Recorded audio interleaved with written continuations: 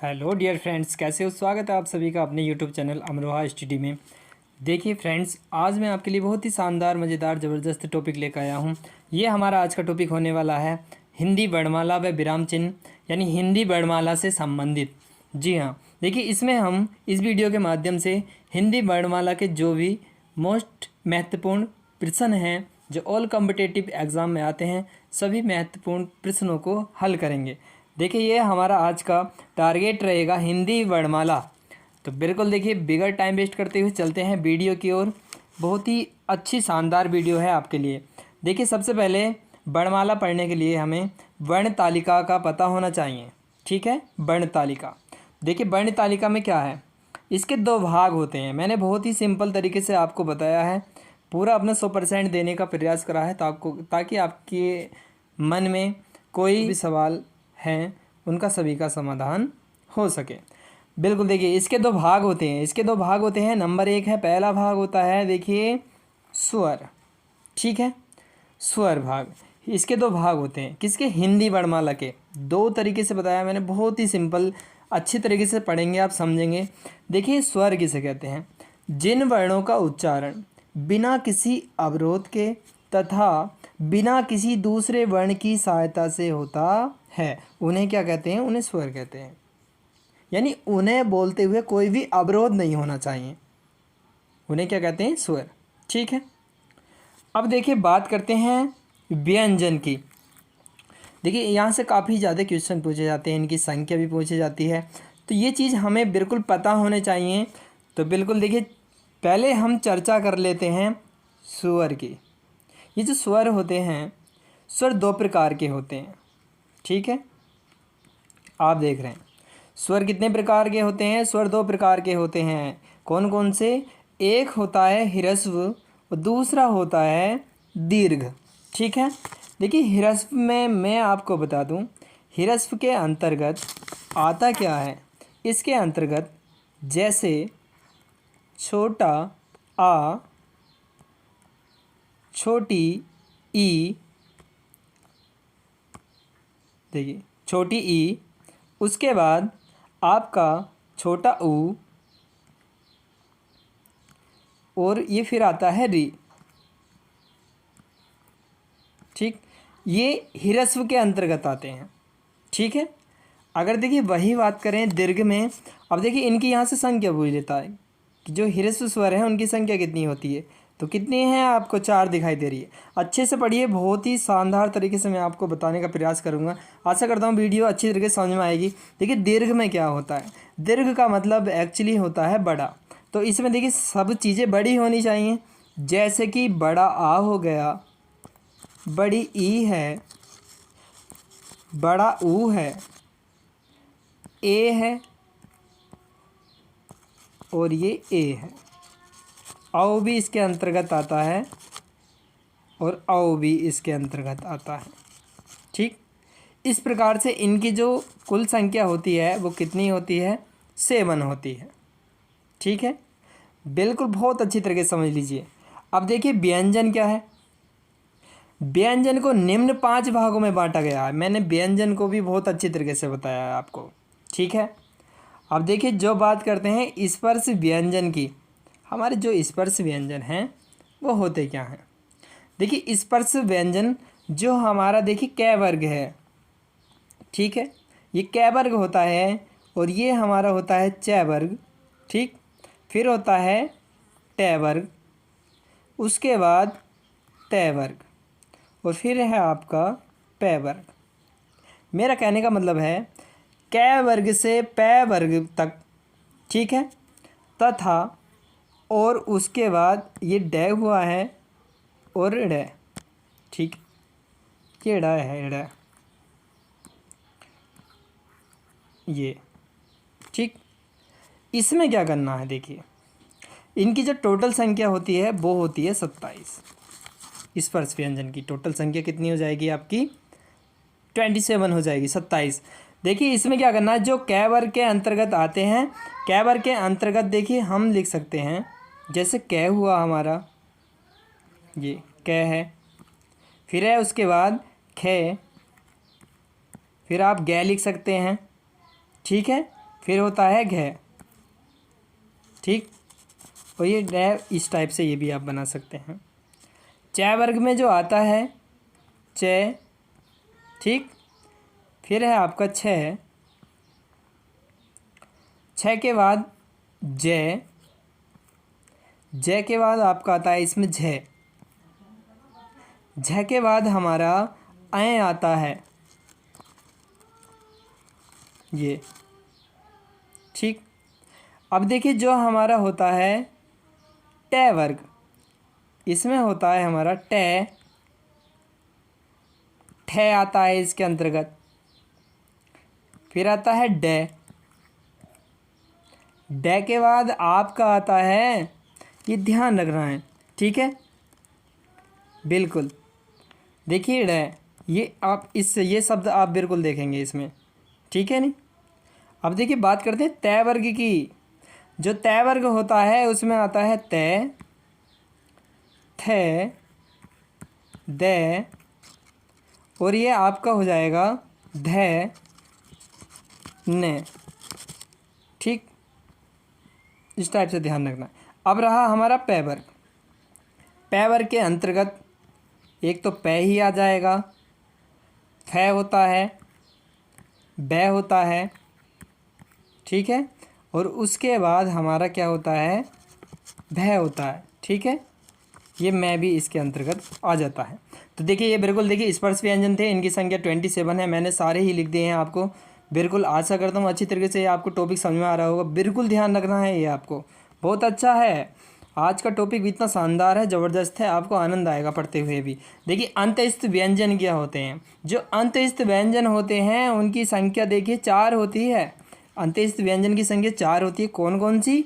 एक तो यह हो गया, दूसरा हमारा र है, फिर है हमारा ये ल, और उसके बाद है हमारा ये व, ठीक है। ये इस टाइप से इनकी संख्या 4 होती है, बिल्कुल ध्यान रखेंगे। उसी प्रकार से हमारा हो जाएगा ऊष्मीय व्यंजन। ऊष्मीय व्यंजन देखिए जैसे इसमें इसकी संख्या भी कितनी हो जाएगी, 4 हो जाएगी। ये स है, सभी प्रकार के स इसमें देखने को मिलेंगे। ये भी स बनाना है, उसके बाद स, और ये फिर है। ऊष्मीय व्यंजन जिन व्यंजन को बोलने में ज़्यादा मतलब सांस लेना पड़ता हो, जैसे सा स ह, ठीक है, इस टाइप से बिल्कुल। आगत व्यंजन जो है, आगत व्यंजन की संख्या हमारी 2 होती है। आगत व्यंजन की संख्या 2 होती है। कौन कौन सी होती हैं? देखिए एक तो होता है जय, आपका देख लीजिए, ये हो जाएगा एक तो जय, ठीक है। उसके बाद दूसरा आपका हो जाएगा फ, ठीक है। ये बिल्कुल आप ध्यान रखेंगे अच्छी तरीके से।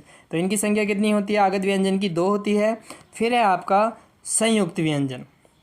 ये संयुक्त व्यंजन ध्यान रखना है, ये इनकी जो संख्या होती है ये 4 होती है, ठीक है। और ये 4 देखिए कौन कौन से होते हैं। जैसे पहला है आपका 6, ठीक। फिर है आपका त्र, उसके बाद है आपका ज्ञ, ठीक है। फिर है ये स्र, 4 होती है। चारों का इनका कॉम्बिनेशन आपको पता होना चाहिए। देखिए ये जो 6 है ये मिलकर बना है आपका, किससे मिलकर बनता है ये क्वेश्चन आ जाता है, तो ध्यान रखना है।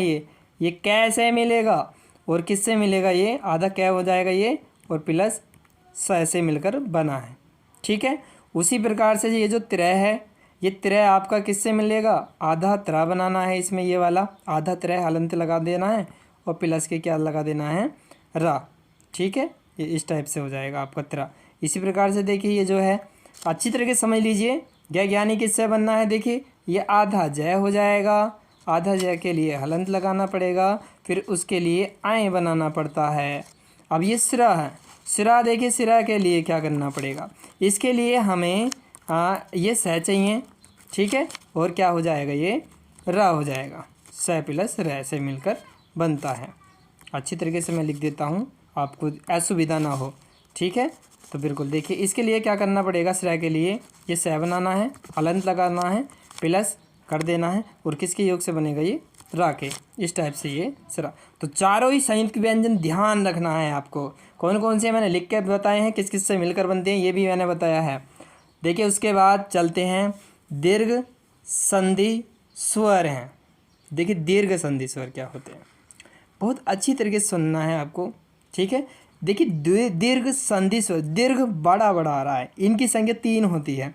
जैसे कि दीर्घ संधि स्वर, ये इसके अंतर्गत बड़ा आ गया, ठीक है, बड़ा आ गया, और उसके बाद बड़ी ई, और उसके बाद आपका जो आएगा वो आ जाएगा बड़ा ऊ आ जाएगा।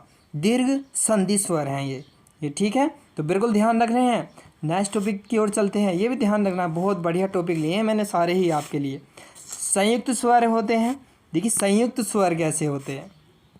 संयुक्त स्वर में क्या करना है आपको, इसके अंतर्गत आता है, जैसे ए आ गया है आपका छोटा ए, ठीक है, उसके बाद ये ए पे एक मात्रा आ जाती है, ठीक है, उसके बाद देखिए क्या लिख देंगे, आओ लिख देते हैं, और फिर आ जाता है आओ, ये 2 मात्रा, ये संयुक्त स्वर होते हैं, ठीक है।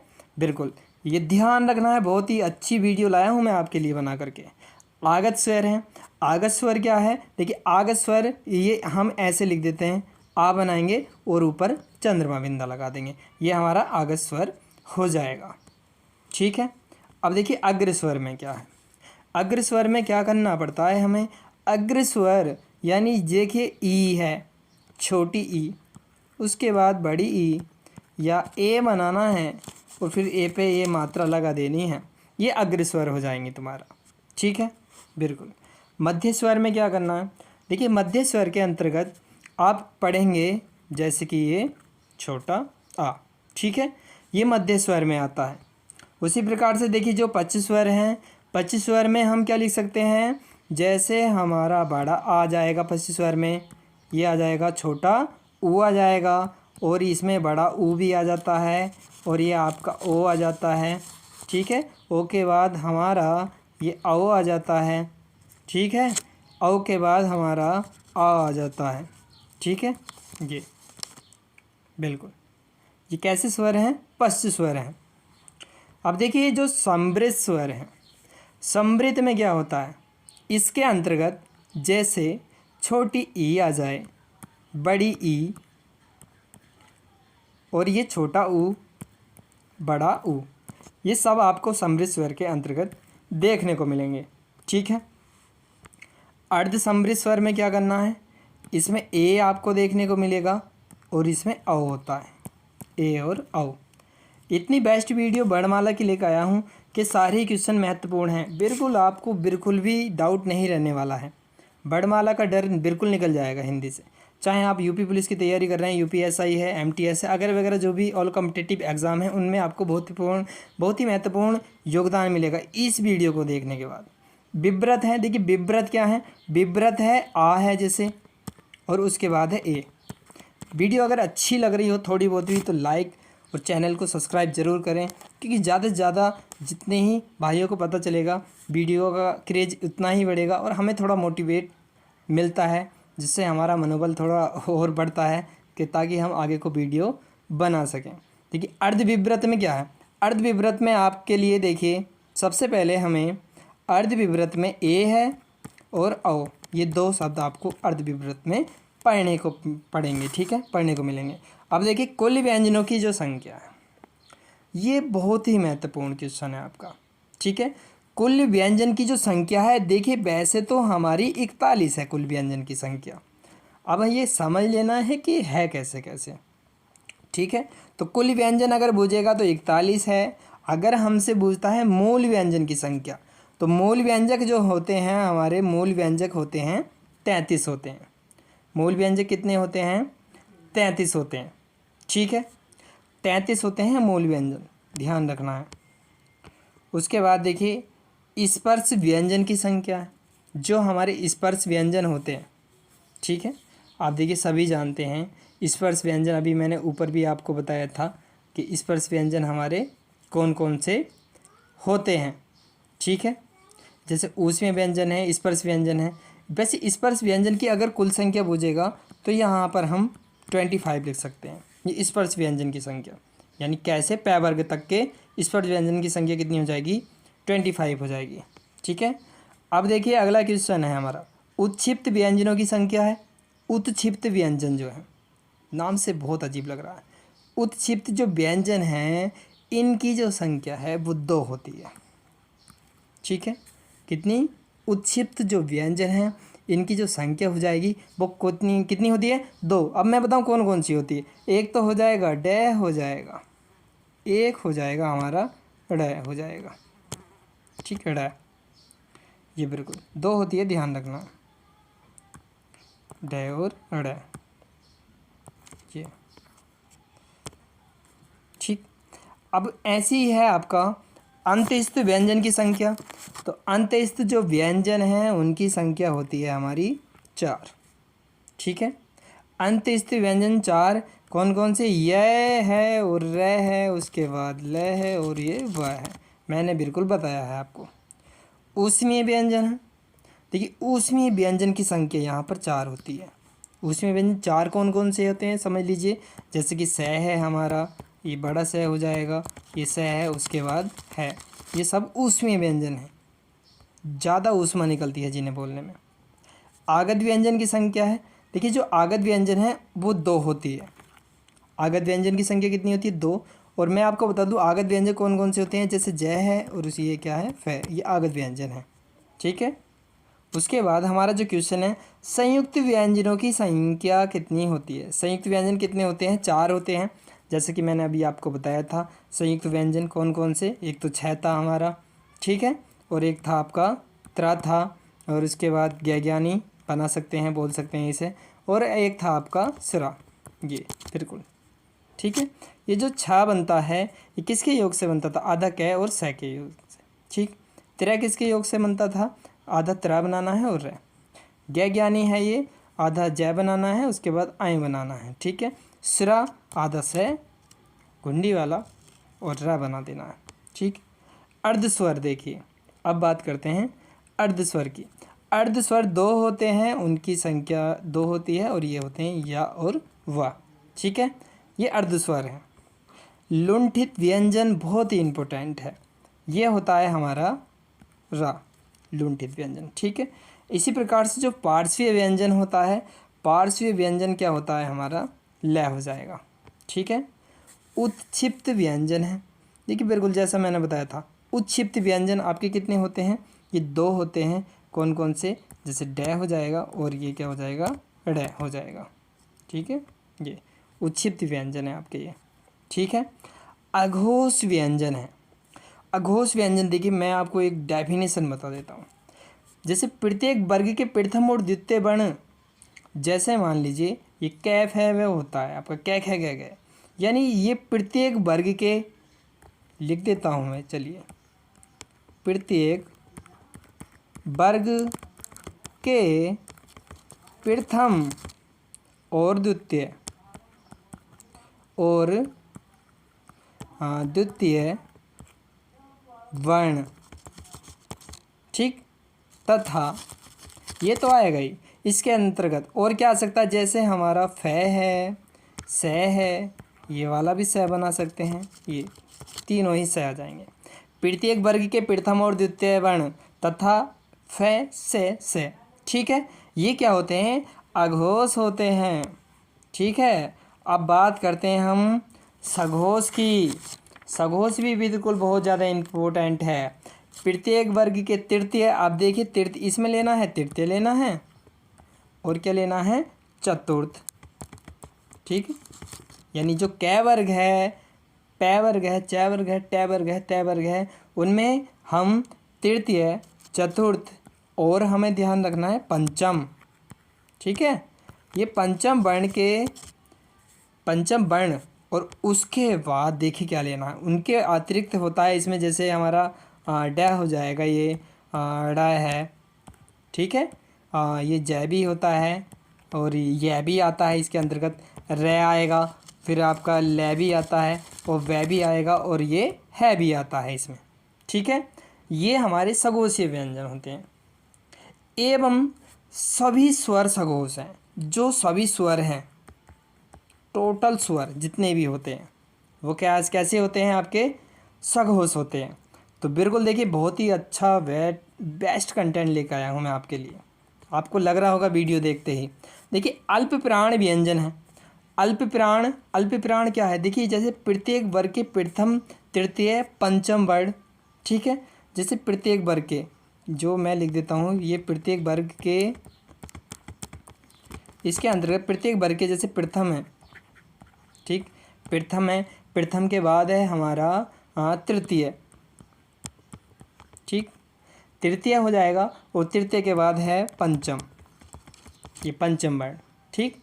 और अंत में जो हमारे अंतस्थ वर्ण होते हैं, जैसे यह है, र है, ल है, व, ठीक है, ये हमारे स्वल्प, ये सभी अल्प प्राण होते हैं, सभी अल्प प्राण हो जाएंगे, ठीक है, बिल्कुल। महाप्राण व्यंजन है। देखिए महाप्राण में क्या करना है, प्रत्येक वर्ग के द्वितीय, यानी इसमें जो है द्वितीय, प्रत्येक वर्ग के, ठीक है। अब द्वितीय का पता क्या चल रहा है, द्वितीय यानी ये हम बात कर रहे हैं कै वर्ग, चै वर्ग, टै, तय, इन वर्ग की बात कर रहे हैं, ठीक है। यानी जो द्वितीय वर्ग हुआ, जैसे हमारा द्वितीय वर्ग के बाद है, बिल्कुल ध्यान रखना है, चतुर्थ वर्ग, ठीक है, बिल्कुल चतुर्थ, ठीक, चतुर्थ वर्ण तथा ऊष्मीय वर्ण जो होते हैं, ऊष्मीय व्यंजन, जैसे आप जानते हैं स हो गया, ये वाला भी स, ये स पढ़ना पड़ेगा, है पढ़ना पड़ेगा, सभी क्या हैं, ये महाप्राण व्यंजन है। नासकीय व्यंजन है वह व्यंजन जो नासकीय बोले जाते हैं, ठीक है, नासकीय, जैसे हमारा अंग होगा सबसे पहले, ठीक है, बिल्कुल, ये अंग, यहाँ पर ध्यान दे सकते हैं आप, अंग, ठीक है। और है आपका उसके बाद आए, ये बोलने में बड़े अजीब लग रहे हैं, आए, ड़ के बाद अद ड़ सुना होगा आपने, ठीक है, न। अब देखिए न को बोलना है, अब नाक का साउंड, ये नाक को बंद करके बोल के देखिए, न और मैं बोल सकते हैं क्या, तो बिल्कुल ये ध्यान रखना, ये नासिकीय व्यंजन जो बिगर नाक के बोल ही नहीं सकते आप इन्हें। अब उसके बाद देखिए बात करते हैं भाषा की सार्थक इकाई, ये बहुत ही महत्वपूर्ण टॉपिक है आपका, ठीक। देखिए भाषा की जो सार्थक इकाई होती है वो वाक्य होती है, क्या होती है, वाक्य, ठीक है। अब देखिए बात करते हैं, ये जो वाक्य है, ठीक, वाक्य से छोटी इकाई है, जो वाक्य से छोटी इकाई होती है वो हमारी उपवाक्य होती है, उपवाक्य, ठीक। और उपवाक्य से छोटी इकाई क्या है, उपवाक्य से जो छोटी इकाई है वो हमारी हो जाएगी पदबंध, ठीक, ये पदबंध उपवाक्य से छोटी इकाई हो जाएगी, ठीक है। बहुत क्वेश्चन आते हैं यूपी पुलिस वगैरह वगैरह में, कोई सा भी एग्ज़ाम हो। अब देखिए पदबंध से छोटी इकाई क्या होती है, तो पदबंध से छोटी इकाई क्या होती है, पद, जिसे हम बोलते हैं शब्द, क्या बोलते हैं, शब्द, ठीक है। अब देखिए पद से छोटी इकाई है, पद से छोटी इकाई क्या है, पद से छोटा क्या होता है, अक्षर होता है, क्या हो जाएगा, अक्षर। और अक्षर से छोटी क्या हो जाएगी, अक्षर से छोटा क्या हो जाएगा, आप जानते हैं ध्वनि, ध्वनि जिसे क्या बोलते हैं हम, वर्ण बोलते हैं, क्या बोलते हैं, वर्ण। अब देखिए ध्वनि या वर्ण की अगर बात करें कहते किसे हैं, जैसे भाषा की सबसे छोटी इकाई ध्वनि है, यहाँ पर जो भाषा की सबसे छोटी इकाई है वो क्या है, ध्वनि है, तो बिल्कुल इस ध्वनि को ही हम क्या कहते हैं, वर्ण कहते हैं। तो बिल्कुल देखिए ये था आपका आज का सेशन वर्णमाला से संबंधित। Please subscribe this channel. देखिए अगर आपको थोड़ा बहुत भी 1% वीडियो अच्छी लगी हो तो बिल्कुल वीडियो को लाइक करें, ज़्यादा से ज़्यादा शेयर करें, चैनल को सब्सक्राइब करें और कमेंट बॉक्स में आप बता सकते हैं आपको वीडियो कैसी लगी। और मिलते हैं नेक्स्ट वीडियो में, तब तक आप अच्छे रहें, खुशहाल रहें। मिलते हैं एक बेहतर और बेस्ट कंटेंट के साथ, ठीक है।